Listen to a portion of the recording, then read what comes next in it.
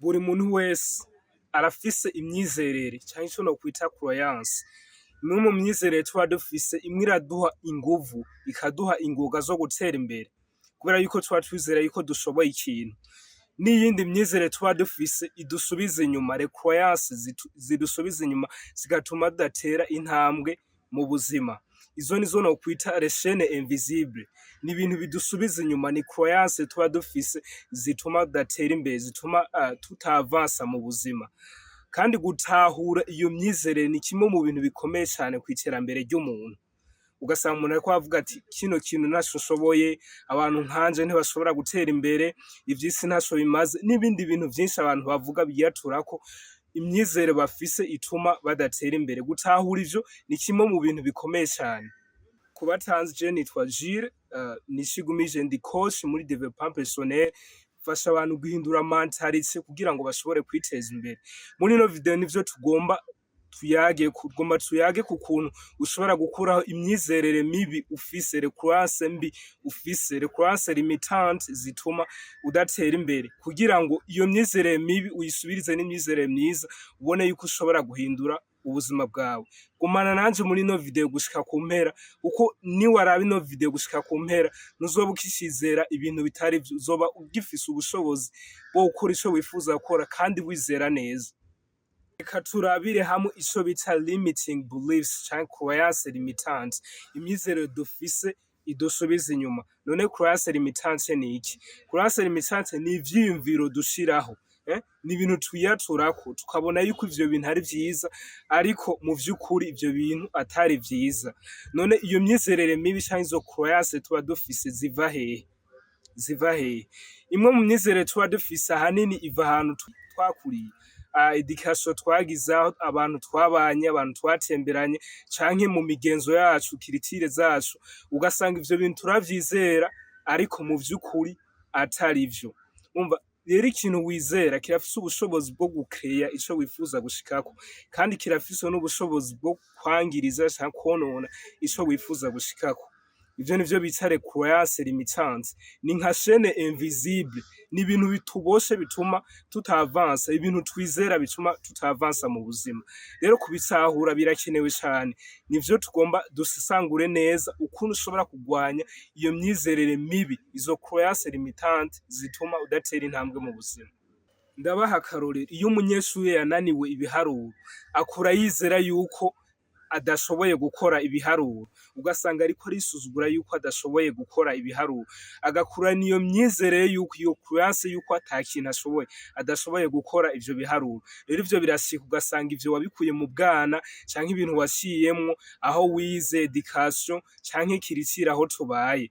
Imwe mu myizerere usanga dufise, ariko usanga twiyumvira yuko tudashoboye ikintu, ugasanga uriko uriyaturako amajambo ati kino kintu ntaco nshoboye, sinshobora gutera imbere, mva mu muryango ukenye, sinshobora guhindura ubuzima bwanje, ivy'isi ntaco bimaze. Inde yakubwiye yuko ivy'isi ataco bimaze?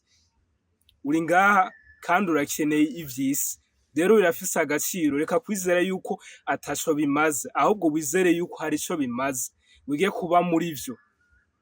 Rero hari ibintu vyinshi abantu bizera ugasanga ivyo bintu sivyo, ugasanga bariyaturako amajambo mabi. Hari imyizerere itandukanye, ugasanga umuntu ariko avuga amafaranga ntatanga umunezero. Ego amafaranga ntatanga umunezero wa 100%, amafaranga ntatanga umunezero wa 100%, ariko arafise uruhara runini kw'iterambere ryacu, arafise impinduka nini kw'iterambere ryacu. Obama niwe yigeze kuvuga ati amafaranga si igisubizo kuri buri kintu cose, ahubwo ashiraho impinduka, arashiraho inyishu ku buzima bwacu. Rero iyo mpinduka, iyo nyishu niyo dukeneye mu buzima bwacu. Rero hari imyizerere myinshi dufise idusubiza inyuma, les chaînes invisibles zidusubiza inyuma, ugasanga uriko uravuga ati kino kintu ntaco nshoboye, abantu nkanje ngo sinahezagiwe, urya muntu yarahezagiwe, ngo amafaranga yakuye ikuzimu. Amafaranga ntava ikuzimu, kandi umuntu ashobora guhezagirwa kugusumba. Buri muntu wese yarahezagiwe, ahubwo ikibazo ni kumenya ukuntu ukoresha iyo mihezagiro wahawe. Urashobora kuba warahezagiwe ariko ntumenye yuko wahezagiwe. Rero ni vyiza kumenya iyo mihezagiro yawe uyikoreshe kugira ngo ushobore guhindura ubuzima bwawe. Kirazira gushiraho ibintu ukizera yuko ikintu ataco ushoboye, no? Ukavuga uti ukiyatura kwa majambo mabi ati bino bintu ntavyo nshoboye. Rero izo croyance nizo zidusubiza inyuma. Reka rero turabira hamwe intambwe ku yindi ukuntu ushobora kugwanya izo croyance limitante, iyo myizerere mibi idusubiza inyuma igatuma datera imbere. Kino kintu kirakenewe cyane. Ikintu ca mbere ni ikintu nkunze kwita awareness, bisigura kwimenya, ukagira ico bita self awareness, kwimenya. Ntushobora guhindura ico utaramenya yuko ufise, ntushobora guhindura iyo myizerere mu gihe utazi neza yuko iyo myizerere uyifise. Ngiki ikintu nifuza yuko ukora. Ikintu ca mbere, iyumvire ahantu wumva warananiwe mu buzima, ibintu bigusubiza inyuma, iyo myizerere igusubiza inyuma. Bibaye ngombwa uyandike ku rupapuro, uvuga ati kino kintu je ndabona yuko kinsubiza inyuma, ucandike ku rupapuro. Ivyo vyiyumviro bibi uvyandike ku rupapuro, ubisubirize n'ivyiyumviro vyiza, ubisubirize n'imyizerere myiza. Ico nokwita affirmation positive. Uvuga uti nimba horo, uvuga uti kino kintu ntaco nshoboye, wiyumvira uti ni gute nshobora kugikora. Aho kwiyumvira ati ntaco nshoboye, wiyumvira uti ni gute nshobora kugikora. Aho kuvuga uti nta mpano mfise, ni gute nshobora kurondera impano yanje.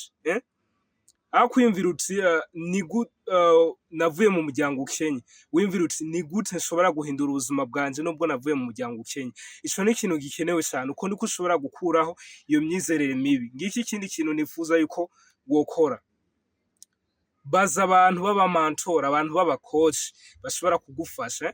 Ushobora kuba wizera ibintu utazi neza yuko ivyo bintu wizera ari vyo canke atari vyo. Ahantu henshi dukura imyizerere mibi. Rero baza abantu b'abamantora, umuntu ashobora kugufasha akamenya uko wiyumvira, akakugida. Nkaje par exemple ndashobora kugufasha gukuraho iyo myizerere mibi kugira ngo ushobore gutera intambwe mu buzima. Kino kintu kirakenewe cyane. Gukuraho imyizerere mibi ni kimwe mu bintu bikenewe cyane kandi utegerezwa kwitondera, uko imyizerere dufise, recroyance dufise zirashobora kurema ikintu canke zikonona ikintu. Ndabisubiyemo, zirashobora kurema ikintu canke zikonona ikintu.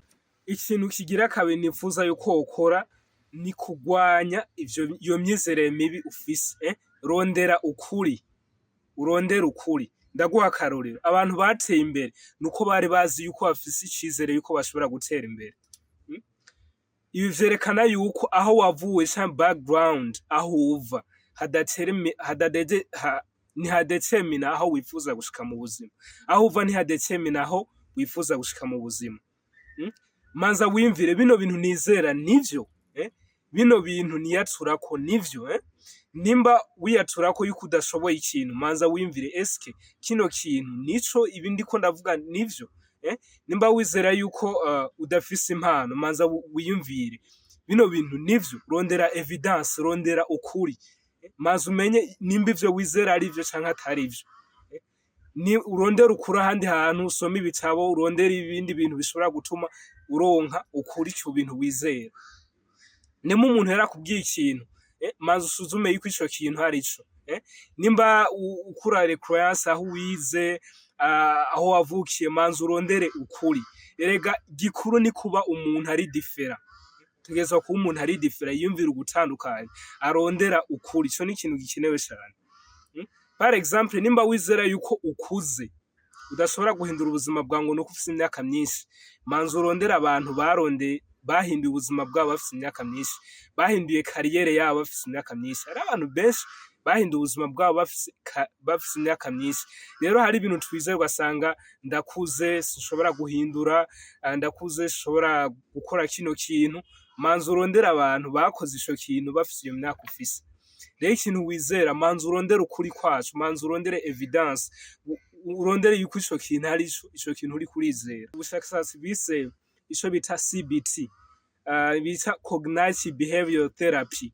Umva n'ubushakashatsi bugaruka ku kuntu ivyo twizera canke ivyiyumviro vyacu bishobora gutuma dutera imbere canke bikadusubiza inyuma. Bwerekanye yuko gukuraho ivyiyumviro bibi bituma twibona nk'abantu beza, bituma tugira ico bita perception nziza ku buzima bwacu, bituma twibona nk'abantu beza. Rero rondera ukuri ku bintu wizera, manza ubaze neza yuko ivyo bintu ari vyo, ivyo bintu uri kurizera.